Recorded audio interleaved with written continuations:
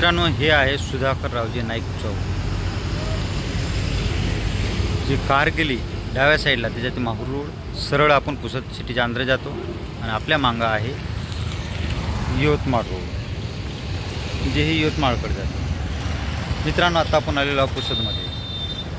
Wardha Nanded railway लाईनची अपडेटमध्ये Pusad railway स्टेशनची आपण माहिती घेऊया. आज कुठं बनत आहे पुसद रेल्वे स्टेशन, काम चालू झालं का नाही झालं, याची पूर्ण माहिती तुम्हाला या व्हिडिओमध्ये मिळणार आहे. मित्रांनो, तुम्ही जर चॅनलवर नवीन असाल तर चॅनलला सबस्क्राईब करा. मी यवतमाळहून 100 किलोमीटर दूर व्हिडिओ घेण्यासाठी आलेला आहे, त्यासाठी तुम्हाला माहिती देण्यासाठी. तर तुम्हीसुद्धा चॅनलला सबस्क्राईब करा आणि आमची काही आर्थिक सहायता करायची असेल तर सुपर थँक्स बटन आहे, त्याच्यामार्फत तुम्ही आमची आर्थिक सहायता करू शकता. समोरचा रोड जाते मित्रांनो माहूरकडं, माहूर महागाव त्या साईडला हे रोड जाते. आणि हे आहे सुधाकर रावजी नाईक चौक. समोर सुधाकर रावजी नाईक यांचा स्टॅच्यू आहे आणि महाराष्ट्राचे पाणीदार नेता म्हणून त्यांची ओळख आहे. 10 मे स्मृती दिवस जे आहे त्यांचा, त्या दिवसाला महाराष्ट्राचा जलसंधारण दिन म्हणून साजरा करण्यात येतो. मित्रांनो, या दिवसाची सुरुवात माजी मुख्यमंत्री विलासरावजी देशमुख यानं केली होती. आता आपण आलेलो आहोत मित्रांनो वसंतरावजी नाईक चौकातने. समोर स्टॅच्यू जे दिसत आहे ते आहे वसंतरावजी नाईक यांचा. महाराष्ट्राचे मुख्यमंत्री म्हणून सर्वाधिक काळ त्यांनीच राहिलेले आहे. मित्रांनो, आपण मित्रांनो आता पूस नदीपाशी वर्धा नांदेड रेल्वे लाईन या पूस नदीला क्रॉस करते आणि ते ब्रिजचं काम चालू होणार आहे. हे बघू शकता तुम्ही, कधी काम चालू झालेलं नाही आहे, परंतु काही दिवसानंतर हे काम चालू होणार आहे.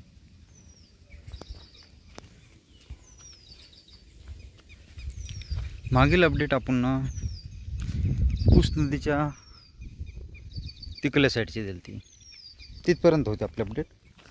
आता हे रेल्वे स्टेशनपर्यंतची अपडेट आहे आपली, पुसद रेल्वे स्टेशनपर्यंतची.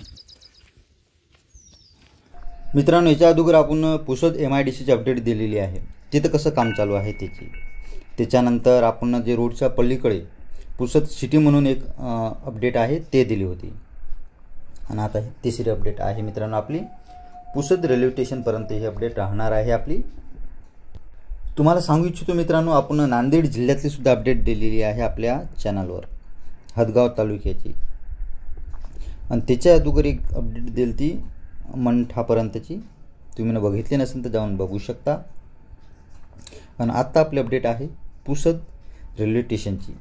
समोर जी अर्थवर्क जात आहे ते जात आहे पुसद रेल्वे स्टेशनकडे. पुसद चिलवाडी जे रोड आहे त्याच्या आपण दारव्याकडल्या साईडकडं आहो. मित्रांनो, इकडे आपली अपडेट चालू आहे. मित्रांनो, समोर जी बाईक जात आहे ते आहे पुसद हिगडी रोड. मागच्या अपडेटमध्ये आपण ते कव्हर केलं होतं मित्रांनो. आता हे समोरची पूस नदीची अपडेट तुम्ही बघू लागले फुटेज.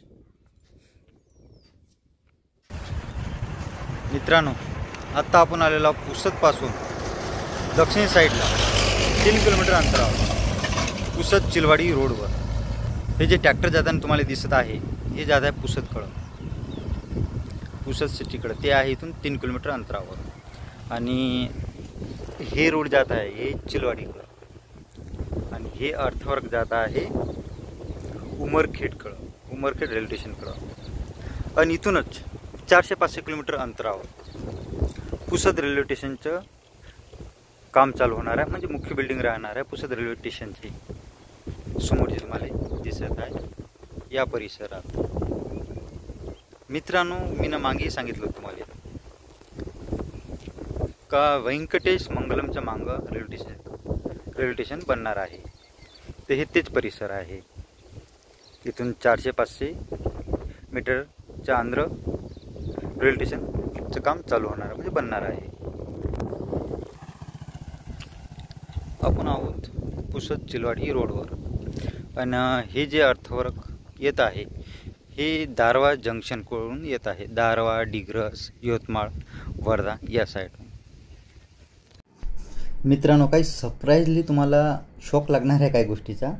जसं आत्तापर्यंत आपण काही रेल्वे स्टेशनचे नाव घेत होतो का 27 रेल्वे स्टेशन बनणार आहे, काही महत्त्वाचे रेल्वे स्टेशन आपण याच्या अगोदर सांगलेले सुद्धा आहे तुम्हाला. परंतु असे काही रेल्वे स्टेशन आहे का ज्याची तुम्ही कल्पना नसेल केली, मी नव्हती केली. असे समोरच्या अपडेटमध्ये तुम्हाला ते दिसणार आहे.